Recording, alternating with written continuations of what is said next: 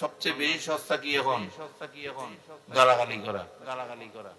হ্যাঁ, সবচেয়ে বেশি সস্তার বিষয় হয়ে গেছে গালাগালি করা, মানুষকে অপমান করা। আচ্ছা, ইসলাম আমাদেরকে কি শিক্ষা দিয়েছে? পারস্পরিক শ্রদ্ধাবোধ, বিনয়, আদব, ব্যবহার, এগুলো তার মধ্যে থাকলে তাকে মুসলমান হিসাবে জানতে হবে, ঠিক কিনা? গালাগালি করা এগুলো হচ্ছে কাফেরদের লক্ষণ, বেদিনদের লক্ষণ, ঠিক কিনা? ফায়সা, তহমত দেওয়া, গীবত করা, আর গীবত অসাধ্য মিনাল জিনা।